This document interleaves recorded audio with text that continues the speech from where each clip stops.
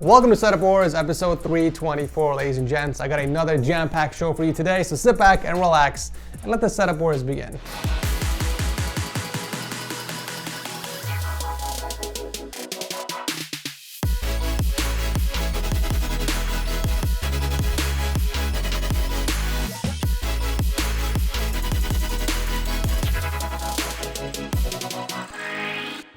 Looking to get away from your PC, but stay online? Well, with Pulseway's IT monitoring and management platform, you can centralize your systems and stay online even if you're away from the desk. Connect your routers, printers, firewalls, servers, and more. Basically anything with an IP address. With your systems at your fingertips on Pulseway's native mobile app, you're going to be able to respond immediately to issues from any device closest to you. So what are you waiting for, guys? Try Pulseway today for free using my link down below.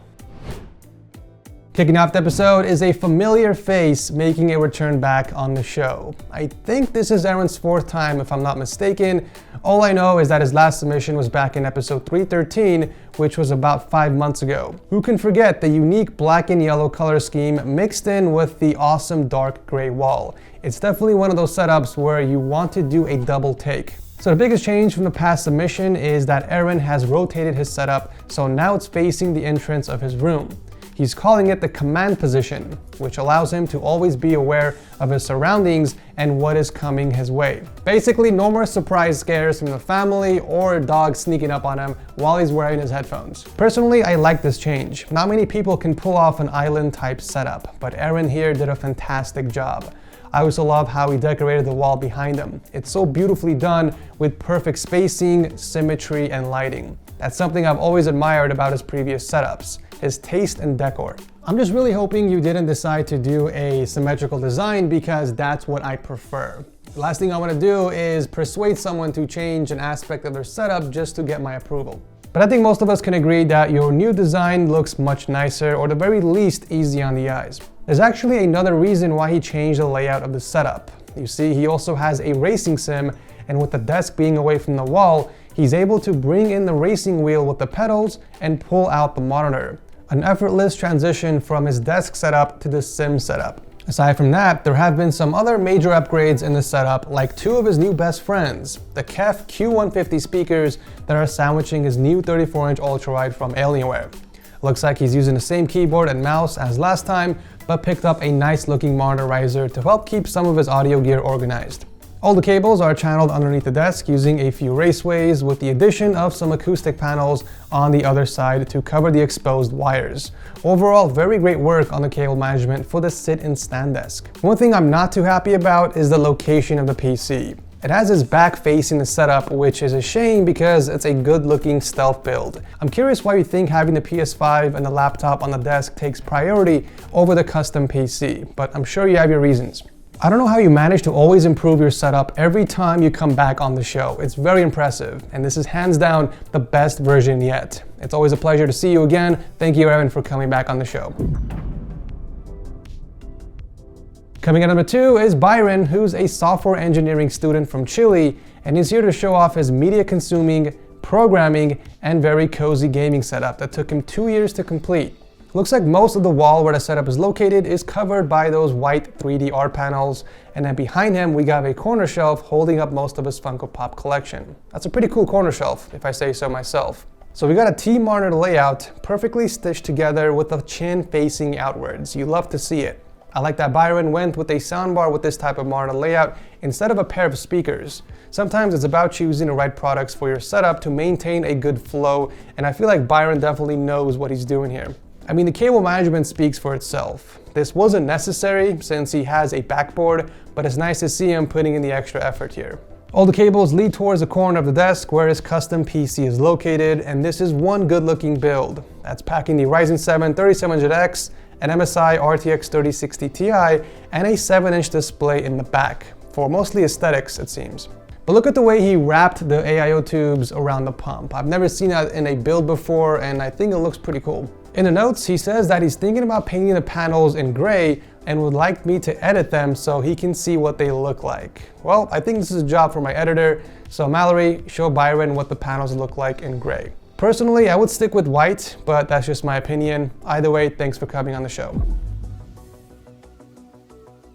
Coming up at number 3 is Chester and his mesmerizing sci-fi themed setup from space. Already I'm in love with the desk and we haven't even started. So Chester is a business owner from Singapore who built this setup in just 3 weeks for the purpose of browsing the web, gaming, and working from home. I gotta start off and address the amazing custom desk that he built. The surface is made out of real marble, and I'm just obsessed with how it looks. It gives off a very luxurious look with the glossy reflective top and really complements the theme of the entire setup. But it's not just the material that was used, but the design of it as well. It's very sci-fi with the curves and the floating shelf on the other side. One really cool mod I like about the desk is the built-in power strip extension that's also hooked up to his PC to be used as a USB hub. But the cool part about it is that he added sliding covers on there to keep it hidden when not being used. Chester also did an awesome job staying consistent with the sci-fi theme, starting with the 34-inch OLED ultrawide from Alienware and moving down to the peripherals. I looked everywhere, by the way, for that keyboard, and ultimately Discord came to the rescue in identifying it. So this is the custom Fecker IK75, and what drew me to it was the 75% form factor, the volume knob, and the fact that it's also wireless. It's such a clean looking board. I feel like a wired keyboard wouldn't really make sense with this type of setup, especially since the countertop is made out of marble, so wireless made the most sense here. The D-Voom portable speaker and the Elgato Stream Deck is also in white, and it looks like he routed the cable with the monitor towards the back and underneath the desk. But the PC is separated on a side table in the back.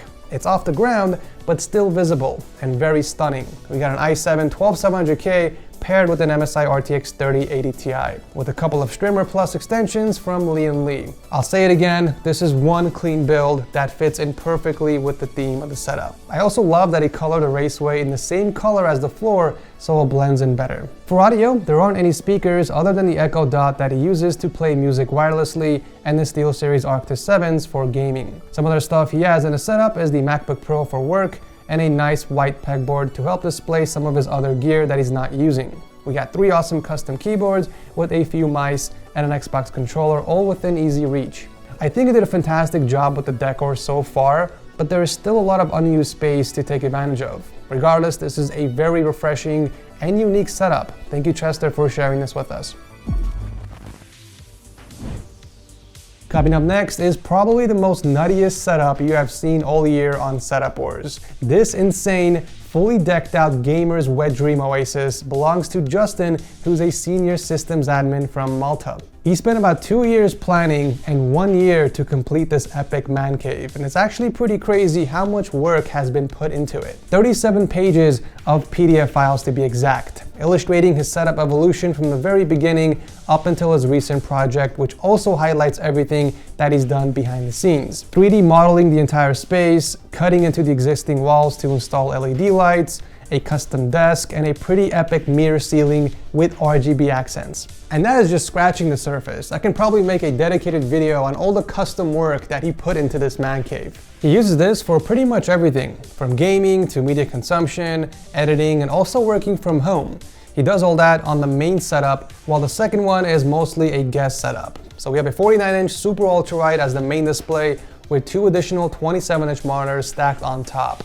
I actually like this layout a lot. It maximizes FOV for triple displays efficiently. Below that, we got a wireless Black Widow V3 Pro paired with a Basilisk V3 Pro and a few other things for easy access, like an Elgato Stream Deck XL and a really cool custom-made sensor panel to view his PC's hardware information. Moving on to audio, the Logitech Z906 speakers that he mounted near the top of the wall are actually shared between all 3 setups. But when he's gaming, he swaps over to the Razer Kraken V3 Pros. It doesn't look like Justin cheaped out on the guest setup. It's also packing some nice specs, like another 49-inch Super Ultra Wide with a 27-inch Quad HD monitor up top. For peripherals, the guest setup is also rocking a Black Widow V3 keyboard, but with a Naga Pro mouse. It's obvious at this point that he's really into Razer and Iron Man. We got the Iron Man glove with the Infinity Stones, a few Funko Pops, and tons of Iron Man suits scattered all around.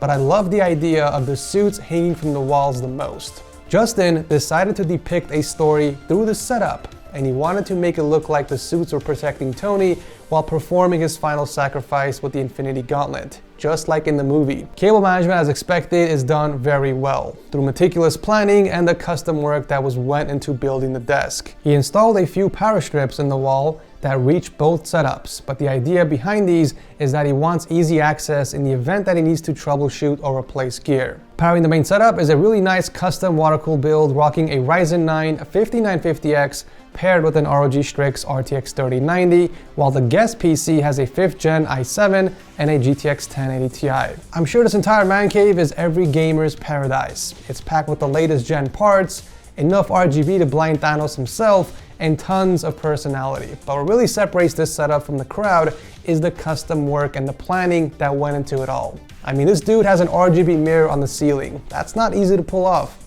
Justin, congrats on taking home the 55th seal of approval. Such incredible work in this man cave. I can tell you really put your heart and soul into this entire project. So hit me up on Discord if you want to claim your one-of-a-kind plaque. Wrapping up the episode is Wong and his Japanese-inspired anime-themed setup within the cyberpunk universe. It's quite an interesting theme for sure. So Wong is a student and part-time content creator from France, and it took him a year and a half to complete the setup for gaming and creating content. We got stacked monitors with a 30-inch 200Hz on the bottom and a 27-inch 75Hz up top, both mounted to the IKEA tabletop. Under that, he's added 2 monitor risers to help organize some of his gear, as well as create a spot for both his speakers since the PC took up most of the space from the desk. For peripherals, he's rocking a custom keyboard with an Orochi V2 mouse and a custom keyboard cable. Aw, look how adorable that coil is. Such a tiny, cute coil. Aside from the speakers, he does own headphones as well and a Blue Snowball mic for audio input. Despite the small size of the table, he was able to organize everything nicely and keep it clutter-free. But the decor, man, he really went all out. I love the fake grass wall with the nanoleaves mixed in with the other Japanese decor. If you showed me this picture and told me to guess what location this setup is built in, I would have never guessed France. The fact that you can walk into this room and instantly be transported to Japan with a cyberpunk twist is pretty damn impressive. My favorite part of the room is the wall of katanas on the other side. Those look badass. And on the other side is what appears to be a workstation that can either be used to build Gundam models or custom keyboards. I love that the Alex drawer is on wheels, making it easy to move around. He's definitely put some thought into this. Powering it all is a beautiful custom build inside the Lian Li Wannabe, the Neo Cube case, and it's packing the 10400F with an MSI RTX 3060 that's been painted to match the theme. Very nice job. Look, at this point it's pretty obvious. You like both anime and RGB, but I'm gonna be the first to say it. I think there was a missed opportunity to add some lighting behind the fake grass. Personally, I would have added spacers behind it and hooked up an RGB strip just to make it pop a bit more. Because right now, the top half of your setup is really dark and the grass disappears into the wall. It's such a cool thing that you put up on the wall, but it's not being complemented by anything. I mean, you did the same thing for your pegboard, so I don't see any reason why you can't do it for the fake grass. But other than that, there are some other small areas where you can tidy up the cable management, like from the RGB poster, but overall it's a fantastic setup and a very exciting mix between two themes. Job well done, and thank you for sharing this with us. As always, let me know in the comment section which of these setups was your absolute favorite from today's episode. If you guys are enjoying Setup Wars so far, do let me know by tossing a like before you head out. It will help the channel out a ton and it will feed the algorithm gods. Thank you guys so much for watching, and as always, I'll see you very soon in the next one.